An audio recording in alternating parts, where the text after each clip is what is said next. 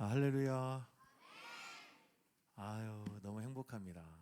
오늘 어린이 주일에 우리 세대 통합 예배로 이렇게 모든 성들 함께 모여서 또 예배하게 돼서 너무 감사하고, 오늘 예배를 하나님이 기쁘게 받으실 줄로 믿습니다. 우리 중고등부 아이들 여기다 앉혀놨는데 이렇게 자리가 모자랄 것 같아서 한 건데 자리가 많이 남아요. 근데 이따가 우리 전체 교회 사진을 한번 찍으려고 하거든요. 우리 학생들이 안 나올 수 있으니까 얘들아 저쪽으로 가서 앉으면 되겠다. 자리를 이동. 딱, 지금, 지금 해도 될 것 같아. 아유, 우리 학생들이 요즘에 성령 충만해가지고 철야예배 나와서 기도하고, 엄마 아빠는 집에서 퍼자고 있는데 얘들이 얼마나 열심히 신앙생활 하는지. 아무튼 우리 학생들에게 박수. 앞으로 가면 될 것 같아. 이쪽으로 빈자리 가서 자주 앉아가면 될 것 같아, 아이들아. 그래, 이따 우리 기도도 하고, 앞에 자리 많고 하니까 그 바로 우리 장로님 옆에 앉고 해도 될 것 같아요.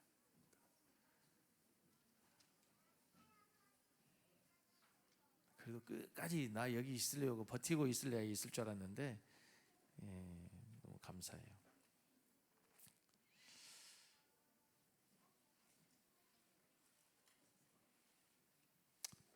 오늘은 어린이 주일입니다.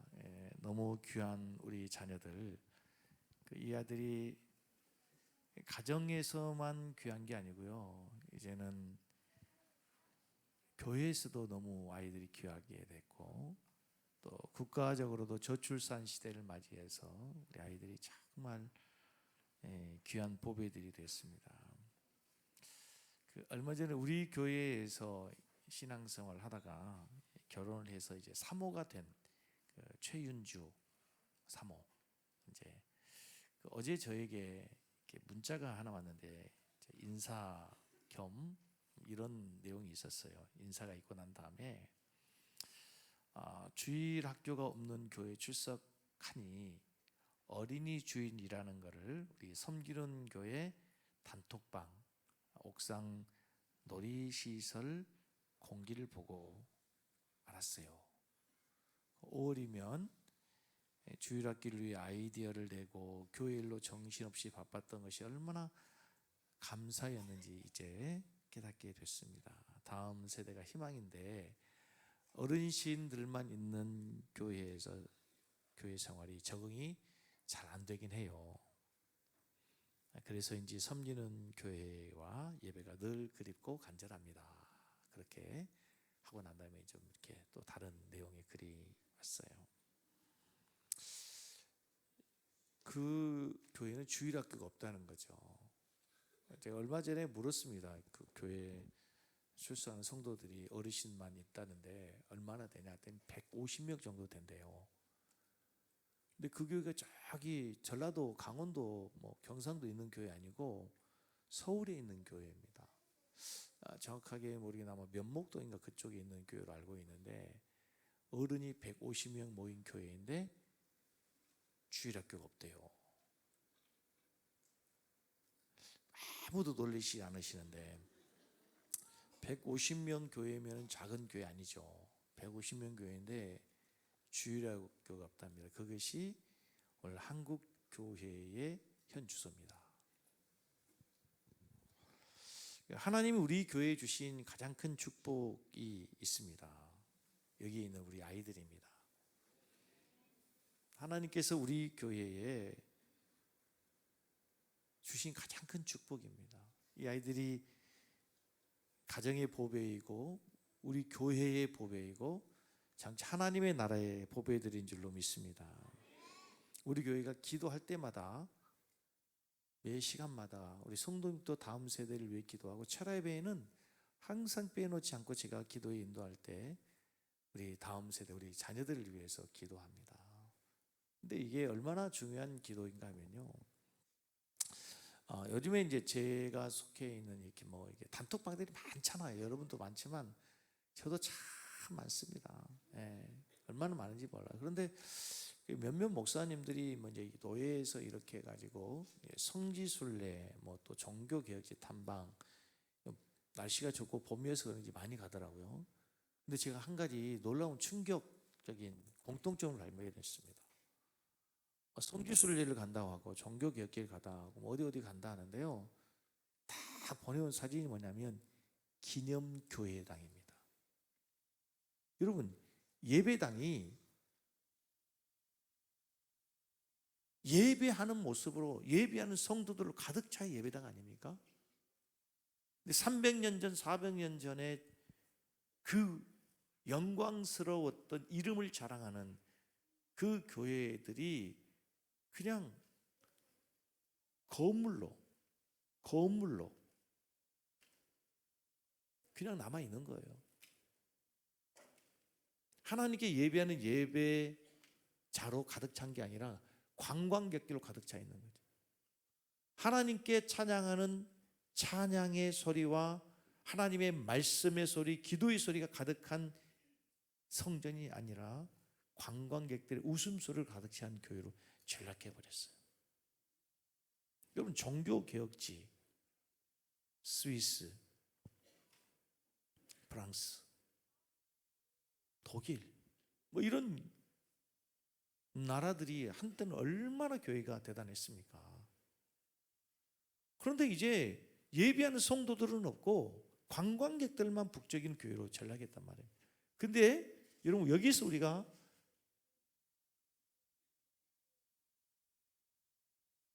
하나님의 계시의 메시지를 들어야 됩니다.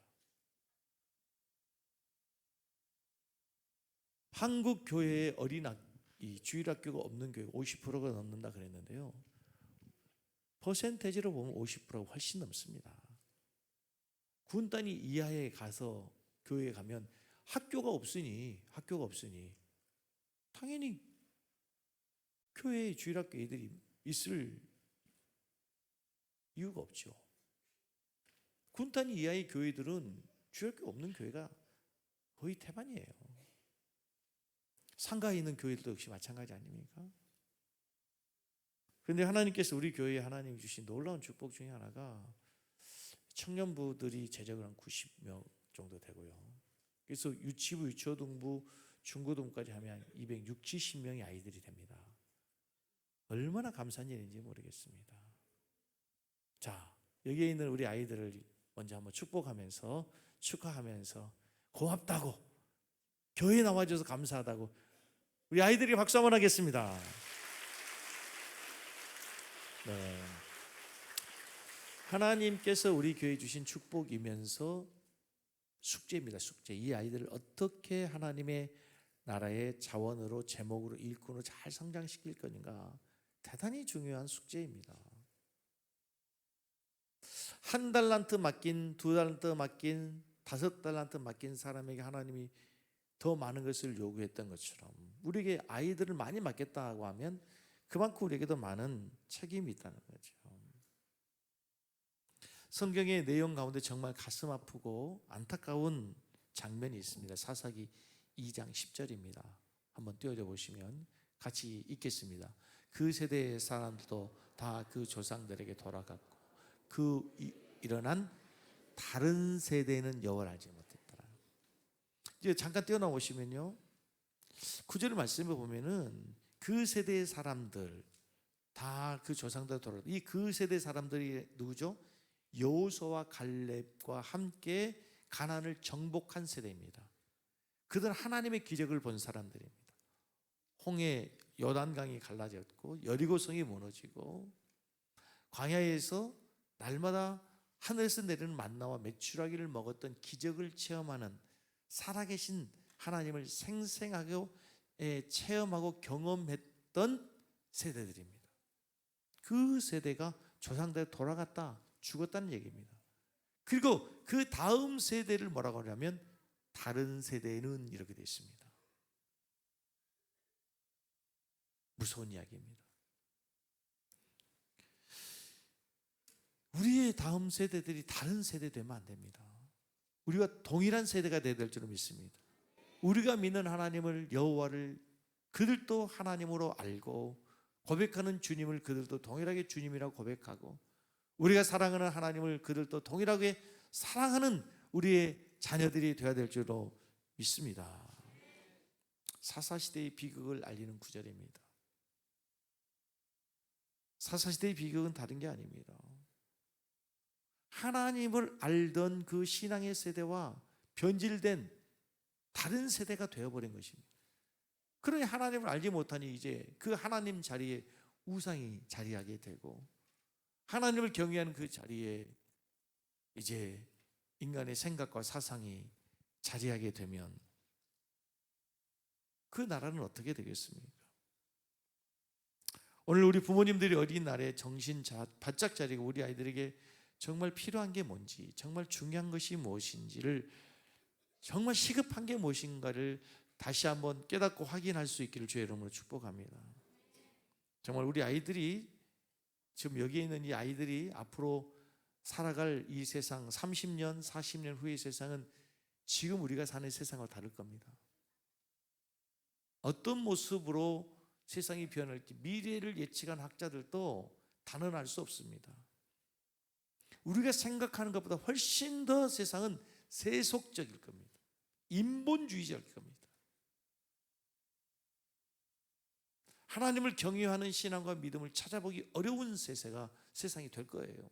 과학 문명의 세대가 되면 하나님의 설 자리는 점점점 좁아지고 작아지게 되어 있습니다. 그 세상 속에서 우리 아이들이 여호와의 신앙을 갖게 된다는 건 정말 어려울 수가 있다는 겁니다. 이때 우리 아이들에게 무엇을 물려주고 무엇을 가르쳐야 할까요? 여러분, 많은 성도님들이 이미 인식하고 계시고 알고 계시고 뉴스를 통해 알고 있겠지만 이제 인공지능의 세상이 됐어요.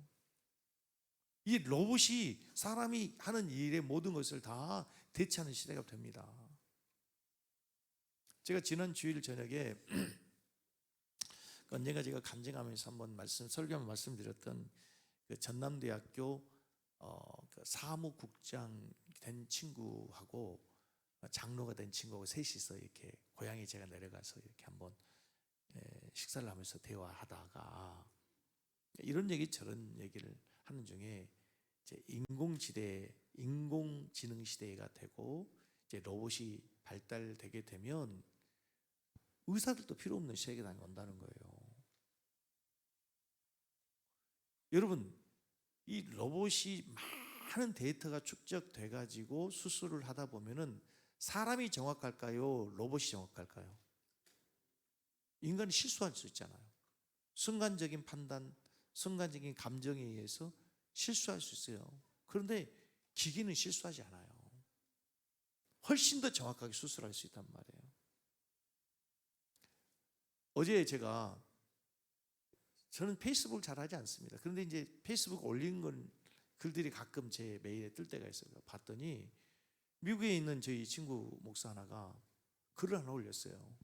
3개월째 걷지 못하고 있고 병원에 가도 도대체 원인을 찾아올 수 없어서 몸은 아파하고 정말 너무너무 힘들어서 죽겠다는 거예요. 걷지 못한다는 말을 듣고 제가 깜짝 놀라가지고 전화를 했습니다. 아니, 목사 무슨 소리야? 무슨 얘기야? 했더니 모르겠어. 내가 지금 3개월 넘었는데 병원에 가면 자꾸 진통제 주고 더 강한 진통제 주고 그러는데 낫지 않아서 주치의를 갔더니 자기가 잘 모르겠다는 거예요. 그래서 큰 병원에 가서 검사를 했답니다. 큰 병원에 가서 검사를 했더니 의사가 이유가 없다고, 그러면서 타이레놀 먹으라는 거예요. 아니, 자기가 그랬더니 아니 내가 타이레놀 안 먹어봤겠냐고, 나는 아파 죽겠다 그러는데 못 찾겠다고 자기는 모르겠대. 모든 데이터상에 정상이라는 거예요. 그래서 약국을 갔대요. 무슨 누가 이제 그 자기가 페이스북으로 글을 올렸더니 그 대상포진이라고 자기가 똑같은 증상이 있었다고, 그래가지고 약국에 가서 물었더니 거의 대상포진 확률이 많다고. 그래서 자기가 챗GPT에게 자기의 증상을 넣었더니요 완전히 100% 똑같이 완전히 대상포진이래요. 의사는 대상포진 하나를 못 찾는 거예요. 미국 바보 의사들이. 그 우리 김문영 권사님 계셨을 때 와버려가지고 그걸 못 찾는 거예요. 무슨 말인지 모르실 거예요 아마. 아무튼 중요한 거는 그래가지고 자기가 지금 월요일 날 되면 빨리 가서 의사에게 대상포진 얘기를 하고 그 약을 먹어야 될 거. 그럼 약국에서 그 약을 사지 그랬더니 그 약은 약국에서 파는 약이 아니래요. 얘기가 좀 비난 것 같은데요. 여러분, 우리 아이들이 살 세상은 정말 우리가 상상하기 어려울 정도로 변화된 세상에서 살아가게 될 거예요. 없어질 직업이 수십 개라지 않습니까?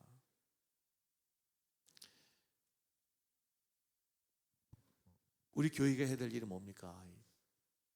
뭐 어린이 주일 아이들에게 선물 주고 하는 것보다 더 중요한 것은 여호와에 대한 신앙, 이들을 가장 사랑하는 분이 하나님이라는 사실, 예수님이 이들을 가장 사랑한다는 사실을 가르쳐주고 깨우쳐주고 느끼게 해줘야 될 줄은 믿습니다. 우리 친구들, 여러분들을 가장 사랑하는 사람이 누구예요? 엄마요? 아빠요? 엄마요? 하나님이래요.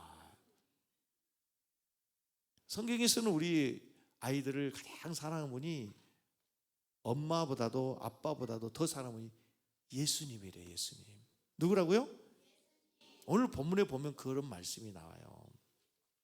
오늘 본문을 이해하려면 이 성경이 써질 당 예수님 시대 당시에 사람들이, 사회가 아이들을 어떻게 대했는가를 보면 알 수 있어요. 이 시대가 로마 시대입니다. 로마 시대는 힘의 논리의 시대, 힘센 사람이 최고인 거예요. 힘센 사람이 인정받는 시대예요. 그래서 당연히 군인들이 최고 권력을 갖고 힘센 남자들이 최고로 대접받고 인정받는 시대예요. 반면에 힘이 없는 노약자들, 여인들, 그리고 어린 아이들은 지금처럼 뭐 인격 존중 그런 시대가 아니에요. 우리나라도 조선시대만 가더라도, 여러분들아 몇십 년 전만 가더라도 여러분 잘 아는 방정환 선생님이 어린이 날을 제정하기 이전, 아니 그때만 하더라도 어린이들은 그렇게 사랑받는 존재들이 아니었어요. 심지어는 로마 시대에 아이가 태어났는데 건강하지 못하면, 죄송해요, 지금 그렇다는 얘기가 아니고 그때는 아이를 버리기도 했어요. 부모님이 속해 있는, 소속된 하나의 부속물과 같은 존재들이었어요. 그래서 아이들은 늘 어디에 있어요? 뒤에 있어요. 가장자리에 있어요. 조용히 있어야 되는 자리예요. 어른들이 얘기할 때는 낄 수 없는 아이. 그런 문화 속에서 오늘 장면이 펼쳐진 거죠. 사람들이 예수님께로 아이를 안고 왔어요. 그런데 그 아이들을 예수님께 데리고 올 때 그 부모들은 얼마나 간절한 마음으로 왔겠어요. 그런데 제자들이 아이들을 예수님께로 올 수 없도록 제지해요. 꾸짖어요.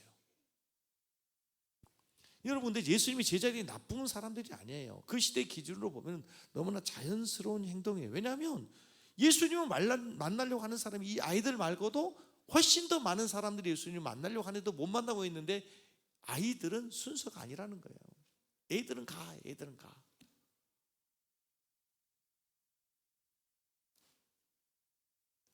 너희들이 중요하지 않다는 거죠. 예수님 만날 수 없다는 거예요. 그때 예수님 이 장면을 보시고요, 성경이 놀라운 구절이 나와요. 그게 뭐냐면 14절이에요. 14절 말씀 보십시다. 예수께서 보시고 뭘 보셨냐면 바로 그 13절에 예수님의 제자들이 예수님께로 아이들이 오는 것을 꾸짖으셔서 못 오게 하는 걸 보시고 예수님께서 뭐 하셨어요? 노하시어 이르시되 어린아이들이 내게 오는 것을 용납하고 뭐 하지 말라? 금하지 말라. 하나님의 나라가 이런 자의 것이다. 예수님께서 노하셨대요. 근데 이 노한다가 그냥 단순히 감정적으로 짜증나고 화나고 불편한 정도가 아니라 마음 깊은 곳에서 끌어오는 아주 엄청난, 참을 수 없는 분노예요. 엄청나게 화를 내셨단 말이에요. 성경에는 굉장히 정제된 단어로 얌전하고 점잖은 단어, 그냥 노하시고 됐지만 엄청나게 예수님 화를 내셨어요. 여러분, 우리 예수님은요 모든 사람들을 다 용서하시고 끌어안으시고 이해해 주신 분이시잖아. 그렇죠?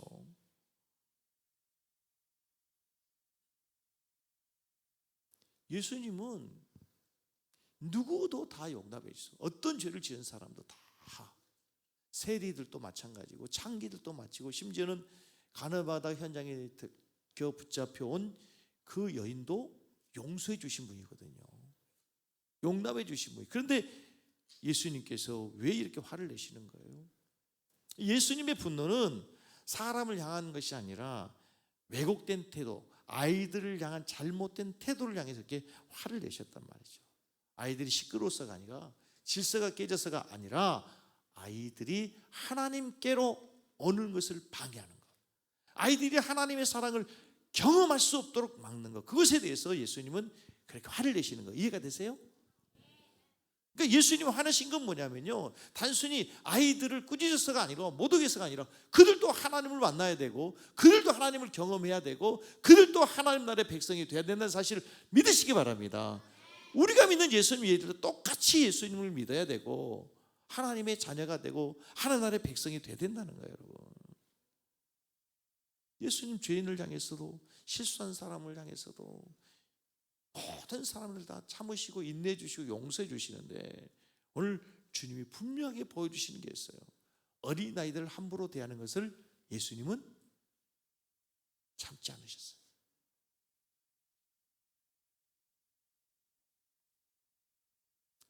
뿐만 아니라 예수님께서 하시는 유명한 말씀이 있죠. 14절 말씀에 단순히 화를 내시는 것에서 끝나는 것이 아니고, 예수께서 보시고 노하시어 이르시되 어린아이들이 내게 오는 것을 용납하고 뭐하지 말라, 금하지 말라. 하나님의 나라가 이런 어린아이와 같은 사람의 것이다. 하나님 나라의 주인은 어린아이들이다. 15절 다시 보시면, 내가 진실로 같이 읽습니다. 우리 친구들도 시작. 내가 진실로 너에게 이르노니 누구든지 하나님의 나라를 어린아이와 같이 받들지 않는 자는 결단코 그것에 들어가지 못하리라. 그 예수님께로는 어린아이들을 가지고, 어린아이들을 통해서 천국의 놀라운 진리 하나를 가르쳐 주는데, 뭐냐면 하나님의 나라는 이런 어린아이처럼 순수한 아이들, 어린아이와 같은 아이들이 천국을 갈 수 있다. 그 어린아이 같다는 것, 어린아이의 특징이 뭡니까? 아이들은 순수하죠. 어른들은 감추고 있는 척하고 없는 척하고 아는 척하고 가면을 쓰죠. 감정을 표현하지 않죠. 어느 교회에서 아이들에게 물었대요. 얘들아, 예수님 어디 계시지? 그랬더니 한 친구가 그러더라고요. 교회에도 계시고요, 집에도 계시고요, 근데 엄마가 화낼 때는 잠깐 안 계신 것 같아요. 그 말 무슨 말이에요? 엄마가 자주 화낸다는 얘기지. 예? 집에도 계시고 교회도 다 계시는데 엄마가 화낼 때는 안 계신 것 같아요. 막 성경 얘기하고 기도해주고 그럴 때는 하나님 계신 것 같더니 화낼 때는 안 된 거예요. 안 계신 것 같다는 거예요. 아이들은 순수한 거죠. 있는 그대로, 있었던 그대로. 자, 오늘 이제 설교의 가장 핵심적인 클라이맥스가 바로 16절이에요. 16절. 우리 부모님들이 우리 아이들을 어떻게 해야 되는가? 예수님이 어떻게 하셨는가 보세요. 그 어린 아이를 첫째 뭐 하시고? 안고, 그 다음에 그들 위해 뭐 하시고? 안수하시고, 세 번째 뭐 하셨어요? 첫째는 뭐 하셔서? 안아주시고, 두 번째는 안수하시고, 세 번째 축복하시고. 우리 부모님들 아이들 많이 안아주시기 바랍니다. 안아주신다는 얘기는 뭐예요? 인정해 준다는 거죠. 용납해 준다는 거죠. 우리 부모님들 애들 안 안아주는 사람이 어디 있어요? 근데 진짜 우리 아이들을 안아준다는 얘기는 조건을 묻지 않는 거, 있는 그대로 받아주는 거죠. 그죠? 있는 그대로. 아이가 넘어졌어요. 울기 시작하면 그때 아버지가 달라고 뭐라고 합니까? 너 왜 넘어졌어? 따집니까? 아니죠. 아이가 넘어졌어요. 그때는 무조건 안아주는 거죠. 안아주는 거예요. 안아주는 거. 이게 부모님의 모습이 돼야 돼요. 우리 사랑하는 부모님들 아이들 안아주시기 바랍니다. 기분 좋을 때뿐만 아니라 잘할 때뿐만 아니라. 그다음 두 번째는 아이들을 안고 뭐 해주셨어요? 안수해 주셨어요. 안수는 목사님만 하는 걸로 알고 있죠. 여러분, 교회에서 우리 집사님들끼리 안수하고 그러면 안 되죠. 교회에서는 영적인 질서가 있기 때문에 안수하는 거 아니죠. 그러나 집에서 부모님에게 주시는 특권이 하나가 있어요. 그거 가르쳐야 될 게 뭐냐면 자녀들을 축복하는 축복권이 부모에게 주어져 있어요. 아멘? 아멘? 맨날 애들 꾸중하고 막 이거 해라 지시하지만 말고 이제 아이들을 여러분 안수해 주시기 바랍니다. 안수해 준다는 얘기는 뭐예요? 기도해 주는 거지. 기도해 주는 거지. 아버지의 권세, 권로, 엄마의 권세 권능으로 아들을 축복해주고 기도해주는 거예요. 안수해주시는 거예요. 그 권세를 사용할 수 있기를 원합니다. 권세를 사용해야 돼요. 그리고 축복해주는 거죠. 우리 애들에게 진짜 필요한 게 뭔지 다시 한번 생각해 보셔야 돼요. 제가 일부 예배 때도 그런 얘기를 했어요. 여러분, 우리 애들에게 진짜 잘해주는 게 뭡니까? 더 좋은 거 먹이고 더 좋은 거 입힌 겁니까? 제가 볼 때는요, 이 정도 먹이고 입히면 됩니다. 얼마나 더 잘 입히고 더 잘 먹입니까? 그렇지 않습니까? 이 정도 먹이고 입히면 되죠. 얼마나 더 잘 먹이고 더 잘 입힙니까? 우리 아이들에게 뭘 줘야 되냐면요, 육적인 것보다도 영적인 것을 더 풍성하게 채워주시기를 주의 이름으로 축복합니다. 그게 필요한 거죠. 얘들이 아멘 아멘 하잖아요. 응? 자, 이 어버이들에게 어린이날을 맞이해서 부모님의 역할이 뭔지 다시 한번 알아볼게요. 히브리서 11장 믿음의 사람들을 소개하는데, 모세, 위대한 지도자 모세를 이야기하면서 성경에서 뭘 얘기하냐면요, 모세가 위대한 지도자가 되기 전에 그 뒤에 이 아이를 바라보고 지킨 부모의 믿음이 있습니다. 히브리서 11장 23절에 보면 믿음으로 모세가 낳았을 때에 그 부모가 아름다운 아이임을 보고 석 달 동안 숨겨 왕의 명령을 무수하지 않았다 그럽니다. 모세가 태어날 때 당시에 어린아이들 다 죽이라고 바로왕이 명령을 내렸죠. 그런데 모세의 엄마, 부모가 보니까 이 아이를 죽일 수가 없는 거예요. 왜요? 이 아이는 아름다운 아이인 거예요. 사도행전 7장 20절에 보면 똑같은 말씀이 이렇게 나왔어요. 같이 읽습니다. 그때 모세가 낳는데 누가 보시기에 하나님 보시기에 어떻게 했어요? 아름다운 대로 그의 아버지의 집에서 석 달 동안 길르더라. 이 모세가 태어났는데 왕이 다 죽이라고 명령했어요. 그런데 이 아이를 죽일 수가 없는 거예요. 왜요? 하나님 보시기에 이 아이가 아름다웠다는 거예요. 이 아름다웠다 이런 단어가 이제 헬라어 히브리어로 보면은 뭐냐면 토브라는 단어예요. 이 단어가 굉장히 중요한 단어예요. 히브리어를 공부하면 처음 배우는 아주 중요한 단어 중에 하나예요. 이 토브라는 단어는 어디 나오냐면 창세기 1장에 보면 하나님이 첫째 날에 뭘 만드시고 보시기에 좋았더라. 둘째 날 없고 셋째 날 보시기에 좋았더라. 마지막 인간을 만드시고 보시기에 심히 좋았더라. 그때 단어가 토브예요. 토브. 근데 이 토브는 하나님 보시기에 좋았다 그러잖아요. 이 토브는 하나님의 특별한 목적과 가치가 있는 존재라는 거야. 그러니까 이 아이는 선택된 하나님의 특별한 계획 속에 선택된 구별된 사명을 갖고 있는 아이로 보인 거예요.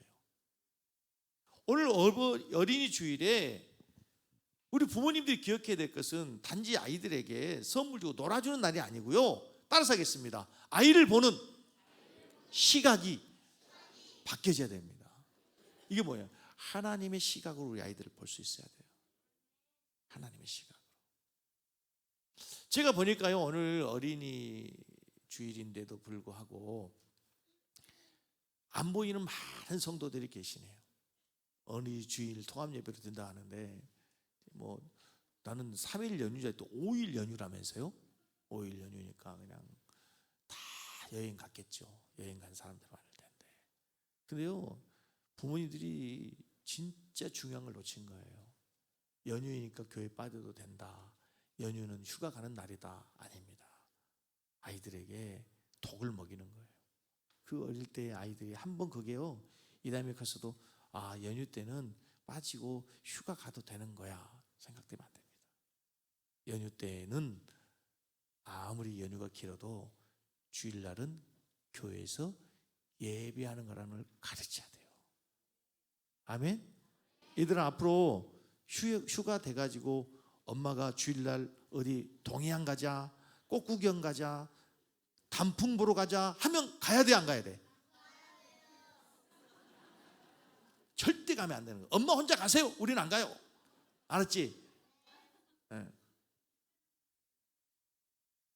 엄마 아빠 혼자 가세요. 나는 교회 갈 거예요.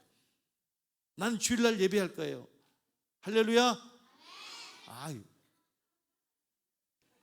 아멘도 애들이 얼마나 우리 교회는 큰지 몰라요. 뭐 어른보다도. 예. 모세의 어머니는요, 그 아이가 단순한 아이가 아니라는 걸 알았어요. 하나님 보시기에 토부한 아이로 본 거예요. 우리 아이들 한 사람 한 사람을 그런 관점으로 보면요, 너무 소중한 거예요. 하나님 보시기에 토부하는 거예요. 하나님 보시기에 안다고. 거기는 하나님 계획이 있다는 거예요. 그래서 소중한 거예요. 하나님의 뜻이 있다는 거예요. 근데 여러분, 모세는 인간적으로 보면 얼마나 불쌍한 아이인지 몰라요. 죽어야 될 운명이에요. 그게 강에 던져지잖아요. 강에 던져져요. 강물에 던져졌다는 얘기는 언제 어떻게 될지 모르는 거죠. 언제 죽을지 모르는 거잖아요. 누가 어떻게 될지 몰라요. 희망이 없는 거죠. 강물에 버려진 거예요. 그런데 보십시오. 모세의 부모의 눈에 하나님 보시기에 아름다웠던 그 모세의 인생이 어떻게 펼쳐집니까? 누구도 상상하지 못한 방법으로 인생이 바뀌어지는 거예요. 애굽의 궁으로 들어가요. 왕의 후계자가 돼요. 왕의 후계자로서 훈련을 받아요. 그래서 이스라엘의 가장 위대한 지도자가 된 줄로 믿습니다. 결국 우리의 자녀들을 하나님의 손에 올려드려야 돼요. 한 경매장에서 아주 낡은 바이올린이 경매에 나왔습니다. 먼지가 쌓이고 줄도 끊어져 있었습니다. 사람들이 말했습니다. 저건 아무 가치가 없었겠는데 누가 저걸 사겠나. 경매가 시작됐어요. 몇 천 원부터 시작됐는데도 아무도 관심을 갖지 않아요. 아무도 손들지 않아요. 그런데 한 노인이 앞으로 나옵니다. 그 바이올린을 이렇게 둘러보더니 먼지를 털어내고 줄을 다시 튜닝하고 그런 다음에 연주하기 시작하는데 그 누구도 들어본 적 없는 위대한 노래가 연주가 되는 거예요. 바이올린이 바뀐 게 아니죠. 뭐가 바뀐 거죠? 연주자가 바뀐 거예요. 이게 복음이에요. 우리 아이들 사람의 눈에 볼 때는 다 비슷비슷하고 그저 그래요. 여러분들이 보기에, 우리 부모님이 보기에 아이고 때로는 우리 아이들이 옆집 아이들보다 조금 부족할 수도 있어요. 근데 여러분 기억해야 됩니다.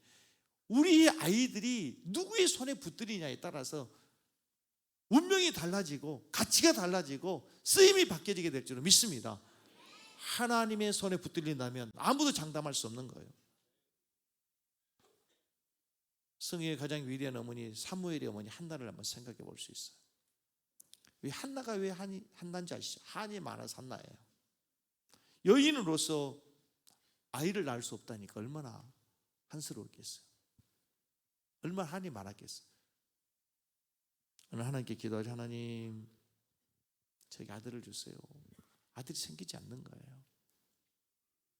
그래서 그대로 가면 아이를 낳을 수 불임 여성은 굉장히 천시받는 거예요.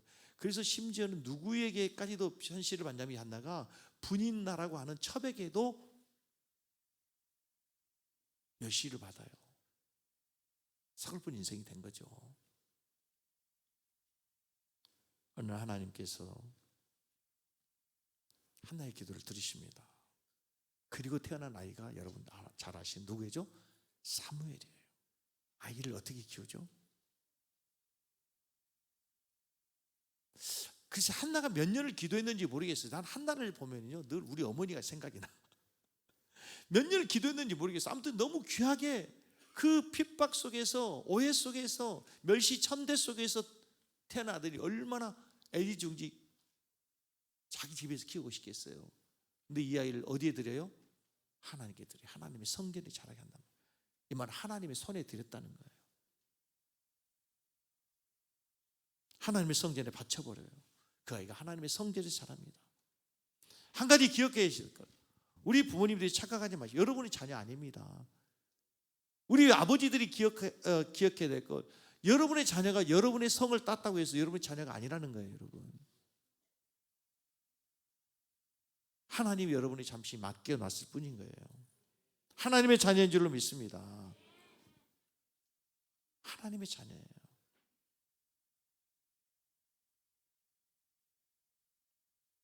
그 사무엘을 하나가 하나님께 올려드립니다. 하나님의 성전이 자랍니다. 그래서 사무엘이 어떻게 됩니까? 그 엄마가 키우는 것보다 하나님이 더 잘 키우죠. 그래서 이스라엘의 가장 위대한 사사가 됩니다. 최초의 선지자가 됩니다. 다윗 왕에게, 사울 왕에게, 두 왕에게 안수해서 기름 부어 왕을 세우는 하나님의 위대한 종이 되는 거죠. 저는 이 본문 사무엘의 이야기와 모세의 이야기를 보면서 무슨 생각을 하게 됐냐면요, 여러분 집에서 보면은 이 관상수로 집집마다 화분들 있잖아요. 화분에 심겨진 나무들. 그 나무들은요, 아무리 좋은 묘목 나무를 심어도 더 이상 클 수 없습니다. 한계가 있습니다. 왜일까요? 화분이라는 한계 때문에 뿌리가 더 이상 뻗쳐나갈 수 없죠. 아무리 좋은 나무를 심어도 화분에 심겨진 나무는 한계가 있습니다. 근데 만약에 그 나무가 화분이 아니라 대지 위에, 광활한 대지 위에 심어졌다면 어떻게 될까요? 그 넓이와 뿌리의 깊이와 비례해서 그 나무가 얼마나 큰 나무가 될지 상상이 불가능한 거예요. 저는 딱 그걸 생각했어요. 우리 부모님 잘 들으십시오. 여러분 자녀를 껴안고 여러분의 품 안에서 키우는 것은요, 화분 안에 키우는 화초예요. 관상수에 불과한 거예요. 아무리 여러분이 잘해주고 잘 먹이고 잘 입혀도 화분이야, 화분. 그러나 그 아이를 여러분 대지 위로 옮겨 심으셔야 됩니다. 그 대지가 뭡니까? 하나님입니다. 믿음이라는 대지 위에 키우십시오. 하나님의 말씀 위에 심을 수 있기를 주의 이름으로 축복합니다. 그 크기와 넓이와 깊이를 우리가 측량할 수 없는 거목이 될 수 있는 거예요. 부모에게 주는 메시지가 있어요. 아이를 키우는 우리 부모님들이 들을 메시지, 하나님께서 주신 귀한 선물, 하나님의 자녀를 여러분을 맡겨주셨어요. 우리 부모님을 다음과 같이 따라 사겠습니다. 나는 하나님의 청직입니다. 다 결혼시켜가지고 이제 할아버지 할머니 되신 분들은 이렇게 생각, 나는 아들 없는데 딸 없는데, 귀한 아들보다 귀한 손자가 있잖아요. 손자 손녀도 여러분의 자녀가 아닙니다. 다 같이 따라 사겠습니다. 나는 청직입니다. 청직인 거 무엇인지 아죠? 주인이 따로 있고 대신 맡아 관리하는 사람, 그 사람이 청직인 거예요. 여러분의 자녀가 아니고 하나님의 자녀를 하나님이 여러분에 맡겨주셨으니 이제는 잘 길러가지고 하나님 나라의 제목으로 하나님이 쓰시겠다 하실 때 올려드리는 우리 모든 성도들 되기를 주의 이름으로 축복합니다. 할렐루야. 오늘 시간들이 여러 순서들이 많기 때문에